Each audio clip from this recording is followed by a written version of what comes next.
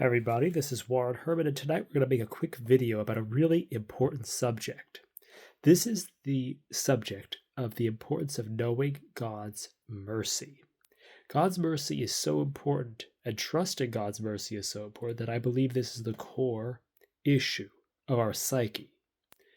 This is something that I believe in a way, although I don't necessarily endorse everything said by this author. Dr. Conrad Barrs described that the central problem of our human lives is that we are unaffirmed. We are unloved. That is the central problem.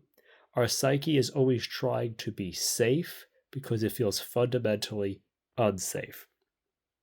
So I want to make you realize that all the problems you're having, I believe, are symptoms of this single issue. This sense of that you are not loved. Because when we feel loved, we feel safe, and then everything else goes into joint.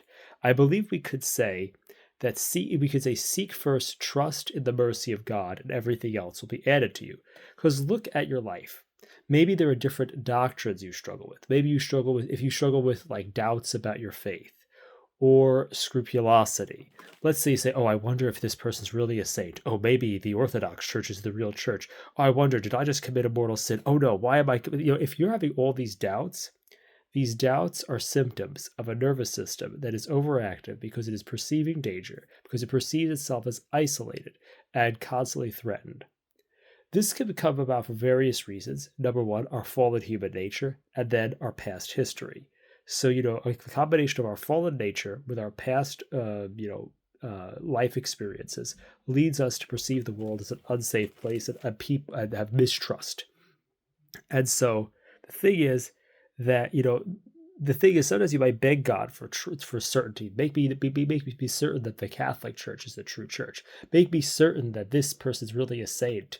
Make me certain that I could pray to this saint. You get weird worries. You be like, oh, maybe that saint is really or that apparition of Mary is really demonic. You could have weird worries. I'm not saying these things as like a blasphemy, but you could have fears. I'm saying because people can have these kinds of fears.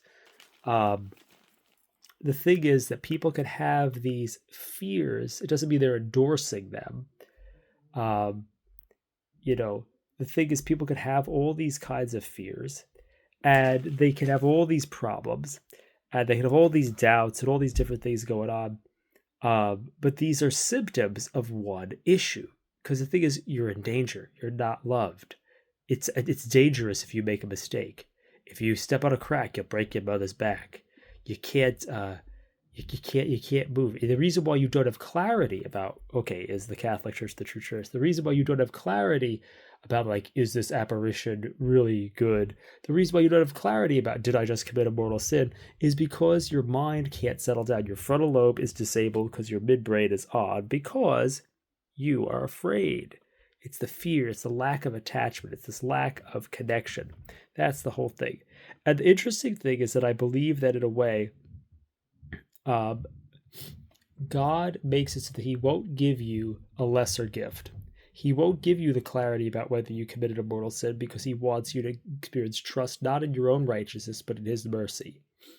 He wants the ground of everything to be in mercy and not in perfection. And I think that that's probably the appropriate way of talking about this distinction, which we usually have this thing of faith and works, which is the way that Protestants will talk about it. But it's really a difference between perfection, getting it all right, or being right with God. And the difference is to be right with God is to live in mercy, his mercy, to live in and share his mercy, share in and ask for and be part of his mercy. Not to need to be perfect. So it's really this just dichotomy between a life of perfectionism and a life of mercyism. So that's the thing. I think that's a way of talking about it. Because there is a distinction there, but I don't think it's the Protestant way of talking about that distinction. Because a lot of the things that they say are good, because they break us out of this performance mindset. It's not about performing correctly. It's about participating in mercy. That's, I think, the difference. That's I think the way we can articulate this this necessity, because there is a distinction here. And I think the thing is that God wants you. I think God wants you. He won't give you the gift of these certainties because he really wants to give you a greater gift, which is security in his love. And the mind will not have these lower certainties until the heart has this deeper security. And so I think that's a really important way of understanding the suffering. So let's say there's a situation in which maybe you did something wrong. Well, the thing is, it's really interesting because when you are in a non-mercy mindset, you need to be right. Because if you're wrong, then you're unloved and you're bad, and you have to be justified in what you did. And so there's all this deep pressure, and you can't even come to certainty about whether you're on the right side because you need to be right so bad that you can't even think. So the thing is, that's why a lot of these things happen in trauma. Like all of a sudden, you're thinking, maybe the other person's right because you have such a deep need to be correct that your whole mind just breaks. So the thing is, the way out of these problems, this is what people experience this all the time. Somebody confuses you, then you blow up, and then you say, oh, maybe I'm terrible. These type of things happen to people in all different situations. This happens a lot. Workplaces, in relationships. Where somebody, is kind of does all the right things, then eventually they get kind of pushed over the edge, and then they can't, then they kind of flip out and they say, well, maybe I was all wrong, and it kind of becomes a weird mind game. But the reason why there's so much uncertainty here is because when people are in those situations, they need to be justified.